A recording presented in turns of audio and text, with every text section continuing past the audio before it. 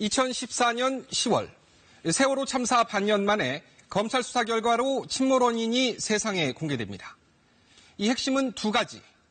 먼저 조타 미숙, 그러니까 조타수의 과도한 조작으로 배가 기울었다는 것이고, 또 하나는 이때 화물들이 한꺼번에 쏠려 배가 30도까지 급하게 기울면서 침몰로 이어졌다는 겁니다. 그런데 법원이 조타 미숙 부분을 증거가 없다는 이유로 받아들이지 않았습니다. 이 나머지 핵심 원인 역시 최근 문제가 생겼습니다. 이 수사 당시 직접 모형배를 운항하는 자유항주 실험을 해놓고도 이를 은폐했다는 의혹 때문인데요. KBS가 이 실험 보고서를 입수해서 분석을 해봤더니 검찰이 밝힌 사고 원인을 뒤집을 수도 있는 정황을 발견했습니다. 어떻게 된 일인지 이세중, 최준혁 기자가 차례로 전해드립니다. 세월호 참사 5달 뒤 선박해양플랜트 연구소에서 만든 원인 분석 보고서입니다. 42분의 1 크기로 축소해 만든 세월호 모형.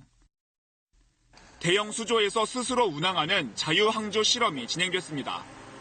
핵심은 과도한 조타와 화물의 영향. 결과는 어땠을까? 조타를 최대한 돌린 직후 화물 이동이 없는 조건을 적용했는데도 배가 30도 이상 급격히 기울었습니다. 배가 급격히 기운 이유가 화물 쏠림 때문이라는 검찰 수사 결과와는 상반된 내용입니다. 화물 쏠림이 있어야만 30도 이상 기운다는 컴퓨터 시뮬레이션 결과만 인용됐기 때문입니다. 검찰은 결국 자유항주 실험 결과는 재판의 증거로 제출하지 않았습니다. 상반된 내용의 반쪽짜리 실험 결과로만 재판이 이어졌습니다. 검찰이 자유항주 실험이라는 매우 중요한 실험 결과를 누락을 한 채 연구 보고서를 채택하고 재판을 진행했다는 것은 당시 수사 기록이 매우 부실했다라는. 중요한 실험 결과도 누락되고 과도한 조타도 법원에서 인정되지 않으면서 침몰 원인은 또다시 미궁에 빠졌습니다. KBS 뉴스 이세중입니다.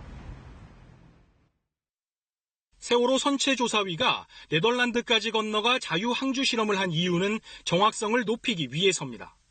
사고 분석에 쓰인 컴퓨터 시뮬레이션은 세월호 참사처럼 배가 급격히 기울어진 사고에는 적합하지 않기 때문입니다. 하지만 검찰은 자유항주 실험 결과 보고서를 받아보지도 않았습니다. 수사 방향에 맞는 컴퓨터 시뮬레이션 결과만 인용했기 때문입니다. 기소 이후 제출된 시뮬레이션 결과도 검찰의 기소 내용에 부합하는 것으로 확인되었습니다. 당시 검찰 수사 담당자는 실험 도중 연료의 양 등 기본 수치가 바뀌어 이미 끝난 자유항주 실험 결과는 의미가 없다고 판단했고 재실험은 시간상 어려웠다고 밝혔습니다. 문제는 굳이 재실험을 할 필요가 없었다는 겁니다. 바뀌었다는 수치가 전체 실험 데이터의 1% 수준으로 실험 결과에 미치는 영향이 미미했기 때문입니다. 당시 실험 총 책임자도 이 사실을 알았지만 별다른 문제 제기를 하지 않았습니다. 울분을 넘어서 지금 분노죠. 재판에서 어떤 영향이 미칠지는 모르겠으나 그때 당시에 숨긴 이유는 분명히 저는 따로 있다고 생각을 해요. 세월호 참사 4년. 핵심적인 실험 결과 누락이 침몰 원인 규명을 오히려 방해한 상황. 모든 조사가 원점에서 다시 시작돼야 하는 이유입니다. KBS 뉴스 최준혁입니다.